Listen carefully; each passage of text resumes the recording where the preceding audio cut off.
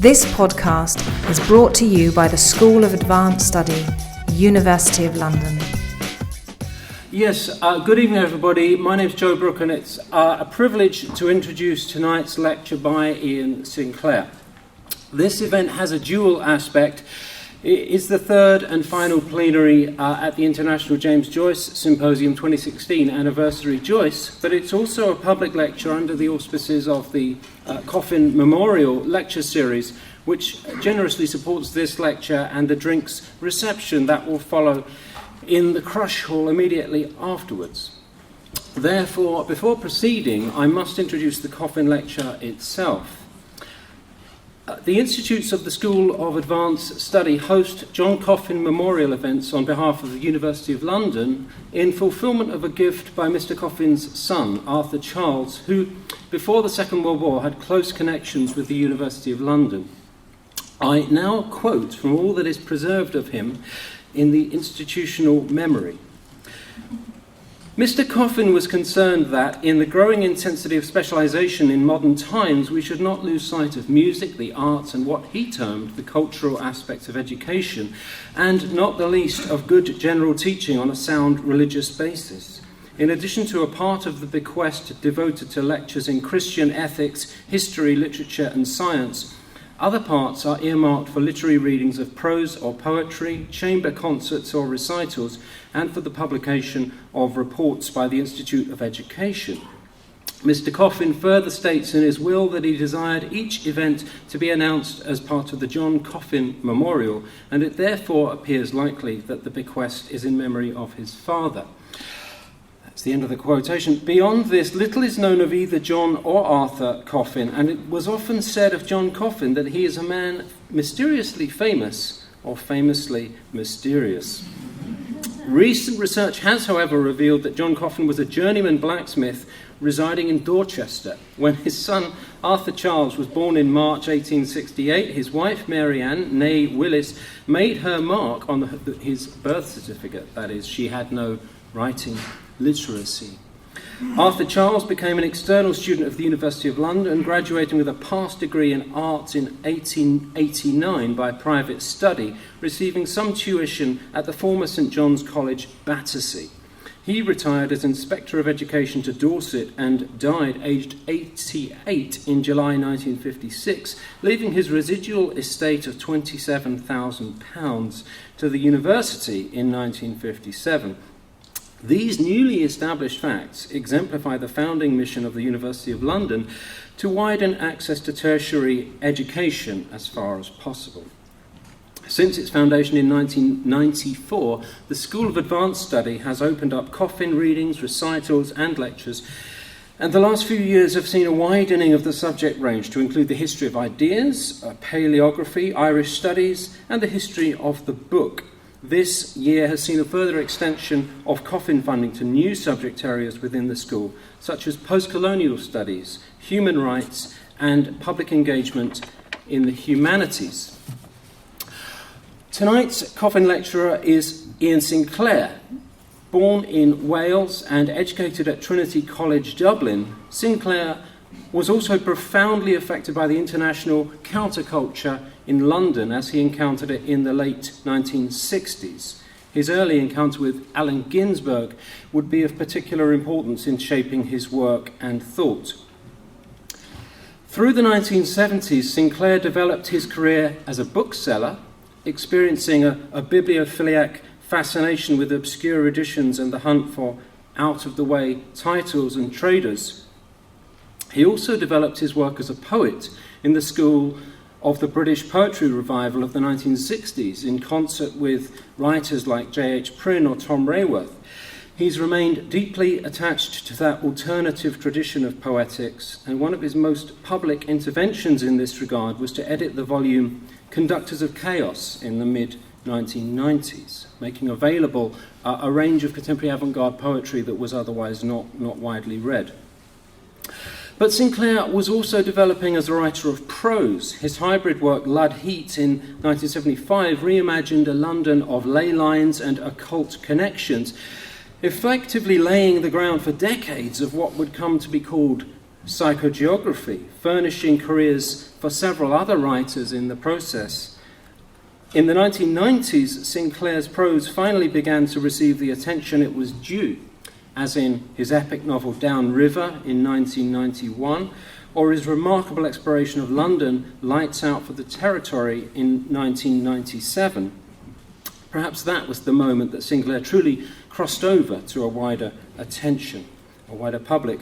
His prose has been both fiction and non-fiction, but the boundary between the two has been exceptionally blurred. His fiction often draws on real escapades and investigations, and his non-fictional records of travel often seem to rise extravagantly to fictional status.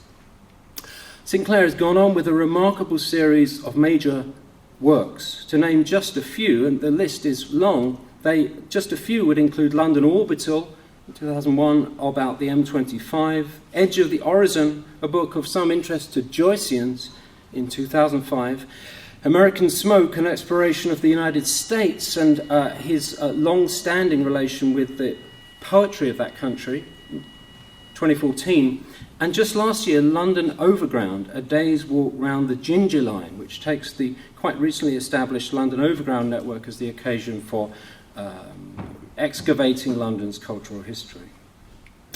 When the organisers of the present James Joyce Symposium were choosing potential plenary speakers, it was strongly desired to hear from a creative writer who could respond to Joyce in an artistic as well as a critical way.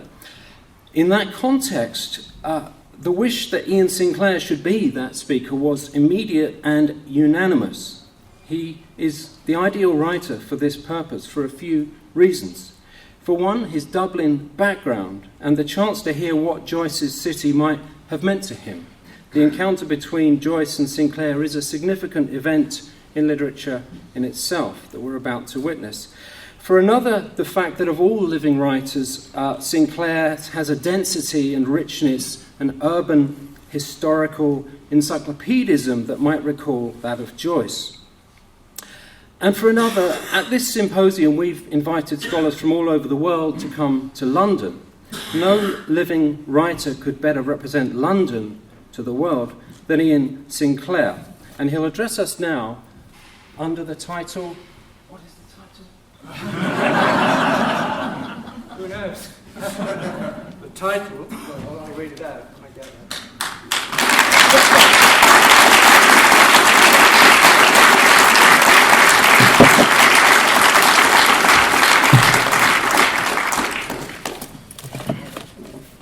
Lent on the computer and ruined it for you. But that's quite nice. The title, of course, is completely spurious. In the way that you take on a terrifying task, like confronting a room of serious Joyceans and Joyce scholars, being no more than an enthusiast, and doing it on Bloomsday as well, when obviously... if you're truly in the spirit of Bloomsday, by now you should be settled somewhere drinking, or at least walking.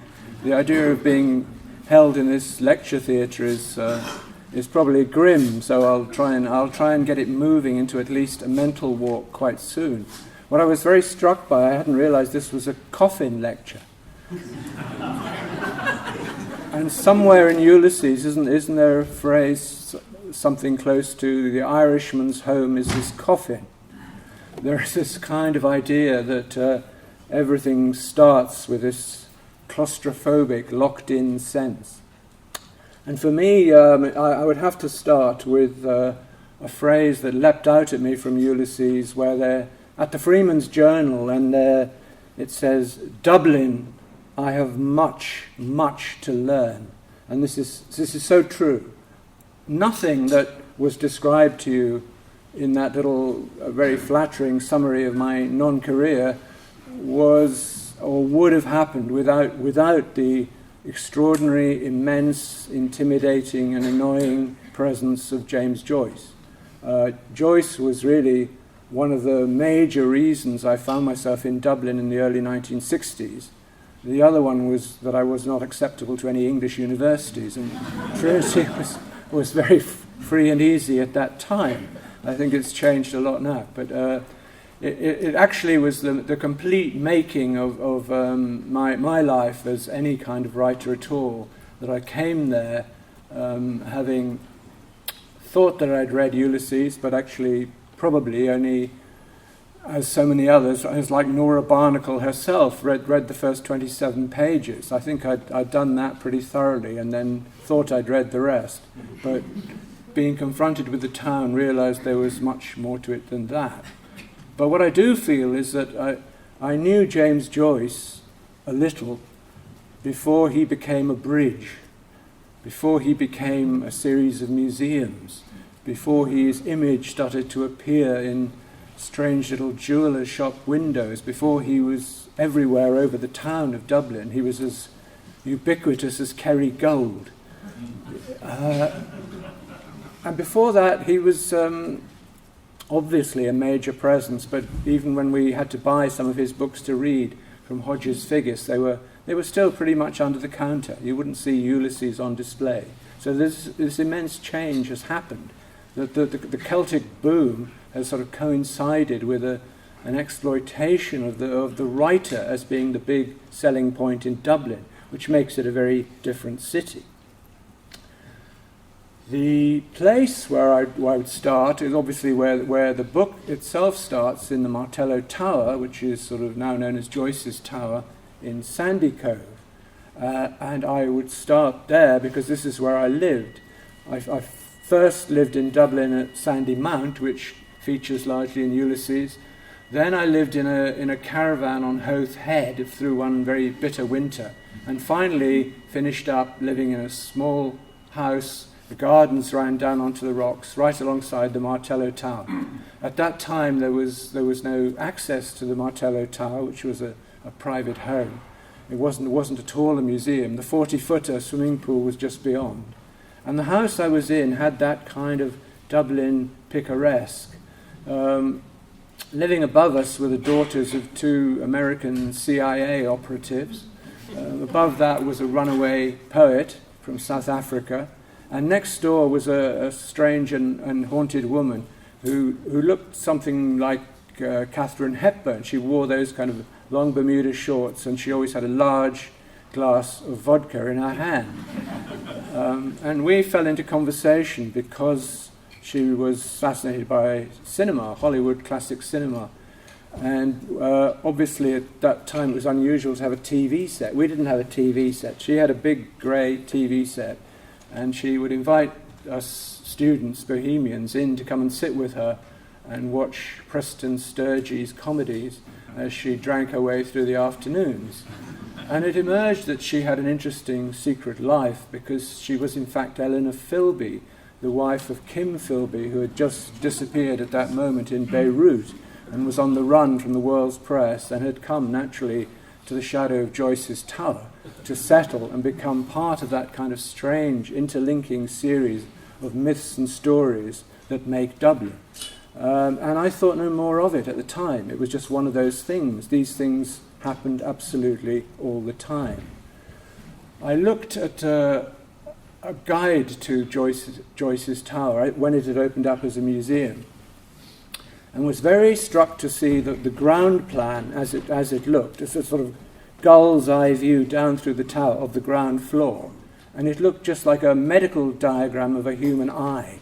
It seemed to prefigure the operations that were going to happen on James Joyce, and also to re-invoke Oliver St. John Gogarty as Buck Mulligan standing in the tower, and to bring the presence of that tower when you stood on it strongly to mind. And there's one passage in the first chapter which I would like to read, because what hit me immediately was the jagged granite. I can remember standing on the top and feeling that the power of that, the granite, the greyness that goes back to the kind of the idea of the British ring of Martello Towers that were going to hold off Napoleon, and the weirdness of Joyce finding himself there for a brief time. Stephen, an elbow rested on the jagged granite, leant his palm against his brow, and gazed at the fraying edge of his shiny black coat sleeve. Pain that was not yet the pain of love fretted his heart. Silently, in a dream, she had come to him after death, her wasted body within its loose brown grave clothes, giving off an odour of wax and rosewood, her breath that had bent upon him mute, reproachful, a faint odour of wetted ashes. Across the threadbare cuff edge he saw the sea hailed as a great sweet mother by the well-fed voice behind him. The ring of bay and skyline held a dull green mass of liquid. A bowl of white china had stood behind her deathbed, holding the green sluggish bile which she had torn up from her rotting liver by fits of loud, groaning vomiting. Buck Mulligan wiped again his razor blade. What grabbed me there beyond the granite is the ghost on the battlements, and an invocation to the Joycean theme that runs through Ulysses and comes to its head in the National Library. His thoughts on Hamlet and his thoughts on Hamlet's ghost. And the strange thing is that in this opening scene, like in the opening of Hamlet itself, the ghost on the battlements is not his father, who is one of the themes that runs through the book. The father and making yourself your own father and nominating your elective fathers, all of those things. It's the mother who comes back at the start and is associated with the sea, because this is so powerfully a sea book, and Dublin is such a sea city and a walking city. And for me, that was instantly hit home as soon as I got there and found myself settled into this house in Sandymount with this sweep of bay in front of us, and another Martello Tower, which was actually a little cafe, was about 100 yards away, where one of these Trinity students immediately ate 46 hard-boiled eggs and the kind of thing that does there. And that strand, in the way that you're setting up Ulysses at the beginning from that viewpoint and looking right across the whole sweep to Howth, and the rock that's beyond Howth is another eye. It's called Ireland's Eye, and in that you have these two eyes. You have the panoptic gaze of the city that's going to be open to you, and the task that's open to you as well. And I was dimly aware of those things as I began to write. I'd been in a film school in London before I went to Dublin, in Brixton, and had the ambition still to make films. So the very first project that I found a script of the other day was actually called Home to Ithaca, which was a sliver sort of withdrawn from Ulysses. And my own kind of idea at the back of it was that you'd have to film this in the way that covers the whole history of cinema, knowing very well that James Joyce purportedly opened or had a share in one of the first cinemas that opened in Dublin. But the idea would be, almost to start in black and white, like silent film, and gradually open out into CinemaScope and include all of the different shades of film technology as you move through this passage of the film. Of course, it was never made. It was wildly ambitious and impossible. But it was showing the way that my mind was working. And I think the experience of reading and the experience of walking became very crucial to me. And I think in a lifetime, the way I actually would define my life was by a series of the same walks made over different stages of a life, or more significantly perhaps, the three readings or big readings of Ulysses that took place in my life at different stages. I mentioned this first one that was in Dublin, that was a bit picky and swift and extracting things from the book that were suitable to me at the age of 20 odd, and then again getting to finish the book properly when I was roaming around Spain as a student, and got the news that I'd failed a philosophy exam and had to come back and read. I never got it. Logic was never my thing. And so during this whole journey, I settled to do nothing but work my way through Ulysses. Because luckily for me, we come back to fathers. My father had a Bodley Head copy, quite battered, so he'd clearly read it, of Ulysses, which I'd borrowed. I carried this big book through with me.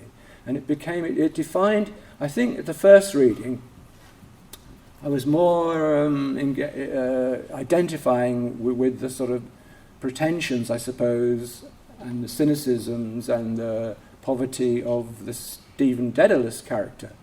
And Dedalus, of course, the artificer, the maker of labyrinths, is the father of Icarus.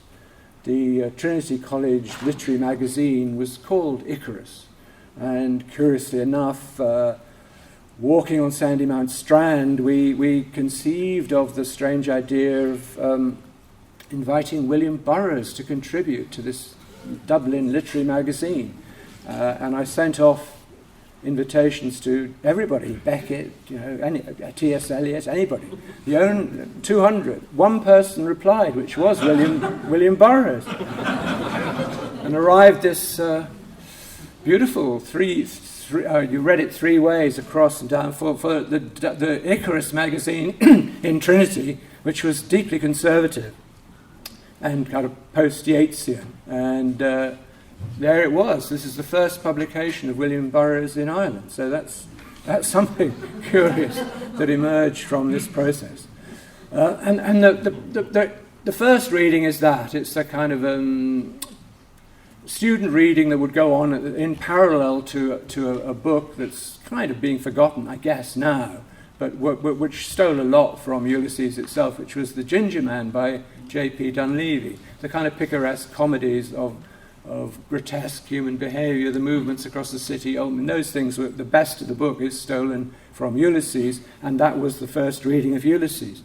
I read it the second time, more intently, with quite a different eye, this time focused on doing something similar or seeing how structurally this would work in terms of London in the late 1980s, because I was contemplating a book called Downriver, which my main training for that was started off by reading Dubliners, because I was thinking of it initially as a series of stories.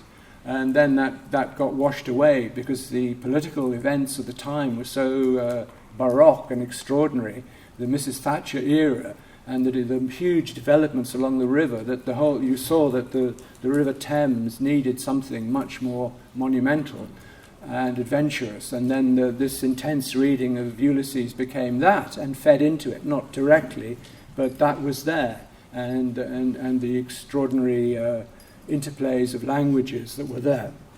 So that was my second reading. And the third reading would be now, in the sort of old age, being brought up in this slightly Politburo room to present myself and say, has it been worthwhile? And so the life is actually marked by the readings of this book, and they become very different, in the same way that as you walk with different people, you see different landscapes. And I would put it alongside a process I've had very recently in writing a very small book for an independent press called Little Toller, called Black Apples of Gower. And this was a book about my Welsh landscape, the Gower Peninsula between Porthain and Rhossili, which is a ferocious carboniferous limestone area, very alien looking when you walk away from the main track, and it contains within it a cave where is buried the oldest ritual burial in the British Isles, known as the Red Lady of Paviland, discovered by William Buckland, but in fact a young man, a warrior from the period when the Bristol Channel wasn't there. And what I discovered in this book, again, there were 3 walks, one from adolescence, one from my late 20s, and this one again when I was about 70. And what I discovered was that the fact of putting myself into that landscape was quite unlike walking in London, which I do on a daily basis, going back over and over across the same ground and extending what I know. In London, the feeling is that by doing these walks, as happens with Joyce in Ulysses, you are reinforcing a sense of self. You are creating a powerful projection, and you are becoming more yourself each time you do it, because all of the characters seem to know each other. They seem to be part of a pre-existing story. They confirm this right midden of extraordinary objects, noises, patterns of speech, places where you sit and stop and talk and have these human collisions. When you are out in the extraordinary alien, ancient rock landscape, the opposite happens, is that the person making the walk disappears into the landscape. And this is what I felt happened with reading Ulysses, that it was that kind of immense range into which the ego of the person reading it does just disintegrate, and eventually you're just left with voice. And in the last passage, in the Molly Bloom monologue, you go entirely with the music of voice and prepare yourself for Finnegan's Wake.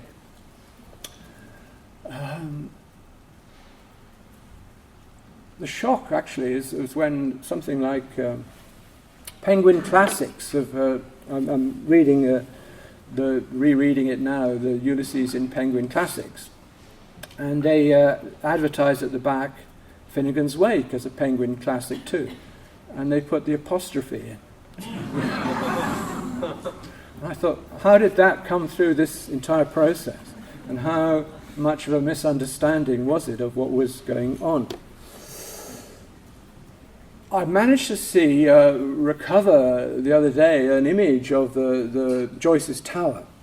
This is from 1954, and as we were on Bloomsday, this was the first celebration of Bloomsday, I think I'm right in saying, in the modern era, by John Ryan, the poet, had filmed this on a 16mm home movie footage. And here we see Brian Nolan, Flann O'Brien, in a sort of clerical black having to be held up, basically, by Anthony Cronin. You see Patrick Kavanagh with a cigarette. You see him peeing against the sea wall in Sandy Mount. My impression was this was quite a small expedition. I'm told that actually it maybe wasn't so small, that it had been advertised and there were many more people there. I felt it was starting. I know it's kind of covering the day, the whole of Bloomsday, but it felt like when they get into the sort of coach, it should be a recreation of Paddy Dignam's funeral. So they should be starting in Sandy Mount or wherever and going across to Glasnevin instead. But still, the thing that bears out is that how significant it is. We're talking a lot about Dublin, but the fact is that. What mattered was that Joyce did not stay in Dublin, that he brought Dublin and its plural sense of time back from elsewhere. He got out, as did Samuel Beckett, as did Sean O'Casey, as did Wilde, as did Yeats for long periods. And the group standing to celebrate Bloomsday were the ones who did not get away, the ones who stayed with Dublin. And you saw the terrible price that a city, the coffin of a city, could bring to bear on the people who were trying to do the same work. Flann O'Brien, a very wonderful writer, At Swim Two Birds and The Third Policeman, I love very much, and they're very, very post-Joycean. But to see him in this film was kind of tragic, because this is somebody for whom that the daily rituals of the city, which was a drinking city as much as a walking city, which it had been. For Joyce, it was that Joyce had this very strong, almost medieval education, and he's invoking an 18th century city that's become fossilized with the currents of modernism and all that's going on there pouring through him. So he's away on that, even though it's a long and hard road. But these others are trapped there. They're trapped within the labyrinth and they don't get out, and they look ruined. And the argument between Flann O'Brien and Joyce as time goes on is quite striking. By the time of the Dorky Archive in 1964, Flann O'Brien has lost his job as a very uncivil servant, which was pretty well paid, but really the balance between drinking and civil servanting became extreme, and he had retreated to his suburb and was now having to be a professional writer. A film I did make for television called The Cardinal and the Corpse was based on there was a series called The Sexton Blake Library, which were little Sherlockian detective stories published in a paperback format. And two of these were written by somebody in Dublin under the name of Stephen Blakesley. And the rumours in the trade were that this was Flann O'Brien, because Stephen Blakesley, it's too good to be true. The Cardinal and the Corpse, it was a given. Probably this is not true, but he was at that time trying to make money as a professional writer and struggling in all sorts of ways. So the Dorky Archive conjures up Joyce now as a barman or curate in the Skerries, and he's tracked down, and he tries to put all that stuff of being the writer of Ulysses behind him. Writing is not quite the word. Assembly, perhaps, is better, or accretion. The task I have set myself probably could be termed the translation into language of raw spiritual concepts. One of the great drawbacks of Ireland, he said, is that there are too many Irish there. It's unnerving for one who's been away in the mishmash that is Europe today. Of course, Flann O'Brien was not getting away into the mishmash that is Europe today. Joyce absolutely was part of it, and when he meets Wyndham Lewis, there's a very nicely written comic episode in Wyndham Lewis's book Blasting and Bombardiering, when Ezra Pound sends over a terrible old pair of shoes and some clothes in a brown paper parcel with T.S. Eliot to James Joyce, who is quite a dandy, turns up and finds these appalling objects in the middle of the table in a hotel and has to take them away. And there's a violent dialogue with his son, Giorgio, which is in Italian. So he speaks Italian as his domestic language. Obviously he's fluent in many other languages as well, and is completely a man of Europe in the way that none of these others were. He says various low, dirty-minded ruffians have been paid to put this material together. Muckrakers, obscene poets, carnal pimps, sodomous sycophants and peddlers of coloured lusts of fallen humanity. This is the idea that these people have been rounded up in Paris by Sylvia Beach to write Ulysses, and he puts his name to it. But actually it's sort of almost perfectly describing the kind of people who used to write for Girodias in Paris, the books that appeared, Lolita and William Burroughs' books, but the rest was a lot of pornographic books written by poets and people to make some money. And this is the kind of description that Flann O'Brien is stuck with. And denying James Joyce and the authorship of Ulysses becomes a kind of blasphemy. It's almost like a Catholic act. There was a possibility that both books, as he's talking about Finnegan's Wake as well, were monumental labours of several uniquely gifted minds, but a central, unifying mind seems inescapable. It was not the fatuous imputations of authorship which drove Joyce askew, but rather the lonely exertion of keeping pace with a contrived reputation, with what was finally to put the delicate poise of his head out of balance. In other words, it's it's the scholars, the academics, the people who have immortalized the book because it required that kind of intensity and playfulness of readership to keep it alive. And in Flann O'Brien's conceit, this is enough to drive the poor author crazy. And it goes back right to 1939 when Flann O'Brien wrote At Swim Two Birds, when the whole process of is it viable to write this kind of monumental masterpiece? Is it something that stops the world in its tracks? On the shelf, the character has a copy of Joyce, and he says, "The novel in the hands of an unscrupulous writer could be despotic." In reply to an inquiry, it was explained that a satisfactory novel should be a self-evident sham to which the reader could regulate at will the degree of his credulity. Characters should be interchangeable as between one book and another. The entire corpus of existing literature could be regarded as a limbo from which discerning authors could draw their characters as required, creating only when they failed to find a suitable existing puppet. The modern novel should largely be a work of reference.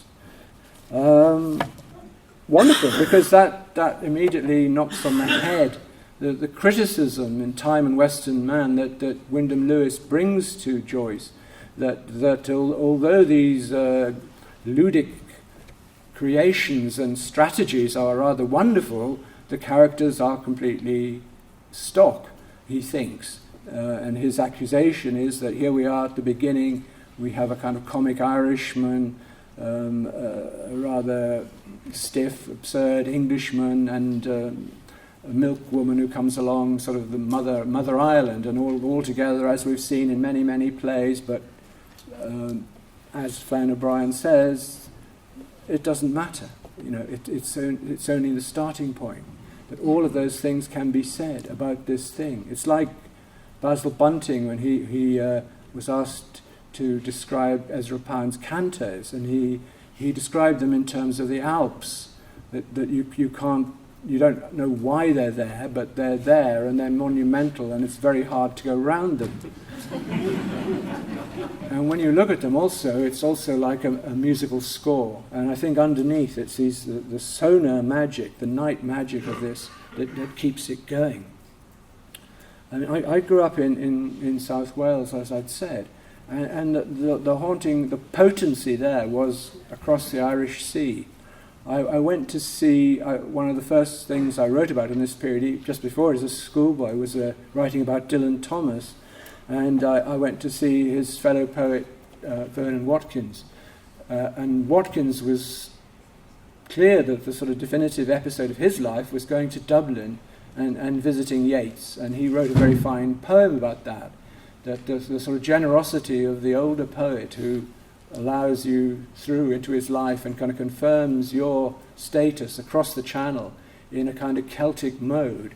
And that meant that for Watkins sort of quite happily for the rest of his life worked as a bank clerk and kept the period of his life as a poet clear, and Yeats was the person who did that. And I thought immediately of that sort of famous or infamous episode when James Joyce went to see W.B. Yeats much before this, when he wanted to kind of touch him or get a leg up in his career, and he sees it's not going to happen apparently, and goes in and asks Yeats how old he is. And when Yeats tells him, he immediately turns on his heel and walks out and says, "Too late for me to help you." And I thought of Ezra Pound as younger than Yeats, quite prepared to help him, quite prepared to step in, because all of those figures, all of those giants of early modernism, in some ways are responding to both to Joyce and to the thing behind him, which we go back to the beginning on, is this sort of the idea of the Homeric epic, that there are really two structures to follow. The Iliad, which is a single siege, an embattled group against another group in a fixed position, interplay with the gods, etc., and the voyage, the wonderful voyage which takes years and comes around the Mediterranean and comes back to where it started, which is the form that Joyce takes up. But he's not the only one, because of course Ezra Pound begins the cantos with the son setting out to find the father, Telemachus, and if I can find it, it's perhaps I can't find it.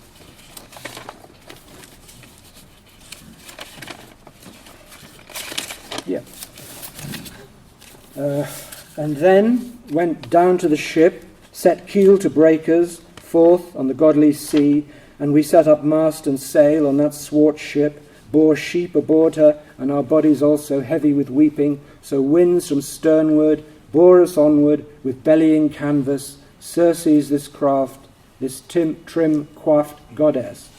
And in the second canto, the same mode goes on, but he's now introducing both Browning and Picasso, and comes the line, and poor old Homer, blind as a bat. The idea of the almost elective blindness, the sense of blindness as being a caste badge.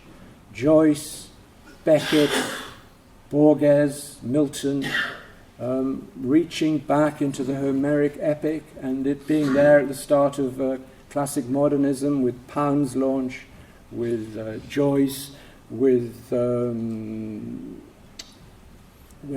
Lewis, with T.S. Eliot in The Wasteland. I, Tiresias, though blind, throbbing between two lives, old man with wrinkled female breasts, can see at the violet hour, the evening hour that strives homeward and brings the sailor home from the sea. So you have that circulation again, and you have the blindness. It's there in The Wasteland, and it's there sort of, I think, the last of these great monuments to classic modernism, David Jones's In Parenthesis, which comes after a gap because of his post-traumatic stresses after the First World War. But when he writes In Parenthesis, it's a completely Joycean piece. And it is the other one. It's sort of more of the Iliad, and it ends up with this apocalyptic dream battle, and the build-up towards that, and it becomes more and more Finnegan's Wake in terms and language and night language. And Dylan Thomas, who I began with, his Under Milk Wood is again another version of the Joycean. It's the night dream in a more domesticated way, but it is the dead talking. It is the dead sleeping and dreaming and bringing it back. And what we do find is that this, if that was the start of classic modernism, what I think of as late modernism, writers that I've known, have come right round back to having to engage with Ulysses again and deal with that. I mean, I think most visibly Will Self's book Umbrella. The umbrellas turn up a lot in Ulysses, as you know, was a completely Joycean spasm, a kind of complete, almost like a form of possession, you know, in the way that William Blake decided that he would be possessed by the spirit of Milton, and the star strikes his heels and he reconfigures the mistakes of Milton. I don't think Will Self is actually reconfiguring mistakes of Joyce, but he's bringing that whole apparatus with him back into the world. Then there's a writer that I've just been involved with, a project called David Seabrook, who's dead now, but he wrote a book called All the Devils Are Here, which is a kind of post-Joycean study of territory in Kent, and very fiercely researched and very bitter in its humour. But there's a chapter at the beginning of that about T.S. Eliot and Margate, and you think, if Joyce gives us the richness of this capital city, this old sort of Viking city, with all of its history, all of its traditions of language, Eliot's is Margate. He's sitting on Margate in a shelter on the beach, and putting his mind back together to write The Wasteland by looking at people moving around the beach and staying in a small hotel in Cliftonville. And the person who knew this writer, David Seabrook, best and had known him as a student, said that his room was very strange for a student of that time because it was like a monk's cell. It was completely white, and it only had one book, which was Ulysses. Everything began with that. The full circle of this has come about. I think there's the writer Alan Moore, who's famous as a writer of graphic novels, has lived in Northampton for many, many years, and he's now written a huge 1,000-page novel called Jerusalem. And it's completely as if the Flann O'Brien who determines to be a professional writer and write for Sexton Blake magazines or whatever, and has got all the skills and tricks of being a professional writer, decides that he must write Ulysses. And it's a really weird and extraordinary thing. It's sort of set in a kind of limbo of characters that more is known as they move around Northampton. And it goes towards a huge section which is unbelievably a sort of parody of Finnegan's Wake, which would be completely impossible. But that is the kind of ultimate challenge, which is so peculiar, but so much a marker in English culture that it's come to that. And there's also a strong passage about Lucia Joyce, because Joyce's daughter, Lucia, spent more time in St Andrew's Hospital in Northampton, in fact, than John Clare, the poet, who famously spent the last days of his life there. And Lucia was there and visited by Samuel Beckett from time to time. Beckett was quite happy to go to Northampton. It was where he'd got into wisdom for his one professional cricket match with Trinity College Dublin against Northampton. And strangely, while all the other members of the team went out drinking, he made a great tour of all the churches in Northampton, which was probably a bit out of character. But it's the way it happens. And I think, ultimately, the connection with Joyce was about walking. When I arrived in Dublin for the first time, I was very struck by the quality of light, the sort of sea light, the filters of rain that were always drifting in from the Wicklow Hills, and my instinct was to set off up the Liffey, to orientate myself just by walking. I didn't really quite know where I was going. Go along the Liffey, along the various quays, finish up in Phoenix Park, and begin to get a kind of sense of how the city plays out. Then years later, back now doing it again, just to sort of see what that walk felt like, I came back on the other side, on the north side of the river, and I found myself passing Usher's Quay and realised this is not only the house that's in the end of the story, The Dead, and is very significant for that, but also where John Huston in his last film seat very much part of Dublin, actually shot the film of The Dead, which was his last thing when he was attached to an oxygen tank and all the rest of it. And weirdly enough, the door was open at that time, and I went into the house, and it was sort of open to the public briefly, and we were allowed to wander and see the point on the stairs, the visions of snow falling on the west of Ireland. Well, I think that's in the Gresham Hotel, but nevertheless, this invocation of the woman's figure on the staircase, all of that felt very haunting and ghost-like, and Dublin was like that. And as I came out, I was challenged, and somebody said, as now with this little camera, everybody who visits this house has to sit down at this table and tell a story of why they're here. And so essentially the kind of, more or less, the pitch of this lecture came into this table, into this camera, in this strange house of the dead. And I went back to read The Dead again, and thought there was almost, as happens in Joyce all the time, this intimation of this future walk I would do. And Gabriel, how cool it must be outside, how pleasant it would be to walk out alone, first along by the river and then through the park. The snow would be lying on the branches of the trees and forming a bright cap on the top of the Wellington Monument. How much more pleasant it would be there than at the supper table. And then at the end, not the famous last paragraph with Michael Fury, who I guess is loosely taken from Nora Barnacle and her own experiences in Galway. But there's another sense, this is the sense I really got from all this, of the otherness, of the characters that are within the books and the characters that they were derived on and the histories are all moving so close to you there. They're all interplay with you. He'd never felt himself like that towards any woman, but he knew that such a feeling must be love. The tears gathered more thickly in his eyes, and in the partial darkness he imagined he saw the form of a young man standing under a dripping tree. Other forms were near. His soul had approached that region where dwell the vast hosts of the dead. He was conscious of, but could not apprehend, their wayward and flickering existence. His own identity was fading out into a grey, impalpable world, the solid world itself, in which these dead had one time reared and lived in, was dissolving and dwindling.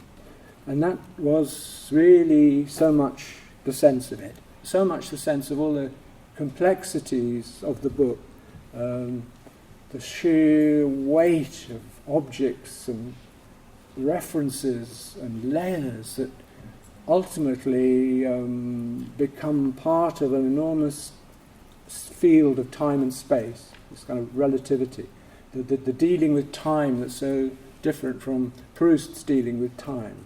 And within that time, the figures that emerge are so vivid. And it's weird that the book is so prophetic, in a sense that you can find almost anything you want within it. I do have to find, excuse me one moment when I stumble through this, to find two strange prophetic quotes. Yes, this one will do. This is about walking. He crossed. This is around Nassau Street. He crossed at Nassau Street corner and stood before the window of Yates and Son, pricing the field glasses. Or will I drop into old Harris's and have a chat with young Sinclair? Well-mannered fellow, probably at lunch. I thought, whoa. Now, I think that's the only time the name appears or the character appears, and I've never seen it glossed in any way. And here on Nassau Street was just where I used to come out of Trinity College and wander around. And then the presence of these, the field glasses and the lunch, because, it was a kind of a city of long liquid lunches, the destructive lunches before the holy hour, and the drifting, and the days that went into that kind of conversation. And we were talking before we started about, the sheer fact you could go into McDade's pub when I was a student and see Patrick Kavanagh being grumpy in one corner and Flann O'Brien, who was still writing his pieces in the Irish Times that you could read every day. These figures were there, and they were extraordinary people, but they were just part of the passing scene. And even Beckett occasionally appeared in Dublin and sort of sat in a solitary way, smoking in some pub. They were there. That was it. And the fact of Sinclair immediately then becomes a chain of associations that Beckett himself got caught up in the famous libel trial when Oliver St. John Gogarty, right, back to him, had apparently slandered a man called Boss Sinclair, who was a relation of Beckett. They were his cousins. And they kept an antique shop. And Beckett had to go through this terrible libel trial where he's brought up before the court in Dublin and he's cross-examined, and the barrister pricks him by making reference to Proust. And Beckett corrects him, you mean Proust. And of course this looks so snobbish and elitist that the audience, the Dublin jury is immediately lost and the case is lost. But these Sinclairs kind of haunt the story of Beckett.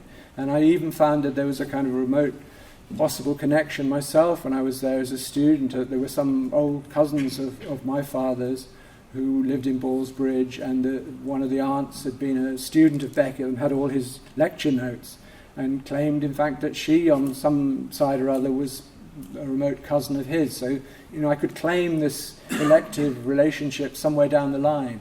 And the sense that took me back to London, which is where the other city of my walking is, that Beckett in London was a monumental walker, that he covered the ground in great fugue walks in his sort of torment at the time of reading Murphy, going right out to Bethlehem Hospital in the end, which is in the southern suburbs, whereas Joyce's trips to London seemed, I think, mainly to be going to stay in the Euston Hotel and lying slightly ill in bed and taking taxis, or going down to Torquay or one of the watering holes. It was a very different London. Of course, he got married in Kensington and had to live there briefly, as Beckett did down on the south coast.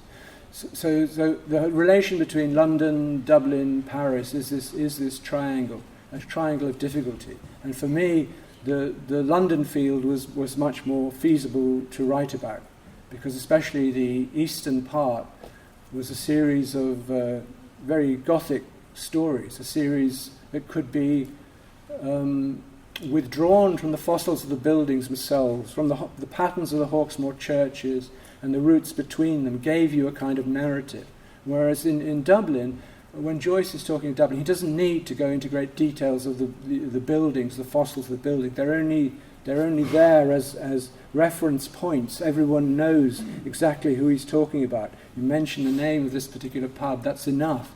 You don't need to do that thing. In London, in a sense, these buildings have histories. They have layers and layers and layers of involvements. You can start to create patterns in ways that wouldn't happen in Dublin. Dublin for me was the thing that you could walk in a single day, out to Howth one way, or you could walk the other way down to Sandymount, Sandy Cove, out to Dalkey, and that gives you a city that's special. It's the ultimate city to be written, and I love all of the forms of walking that are in Ulysses.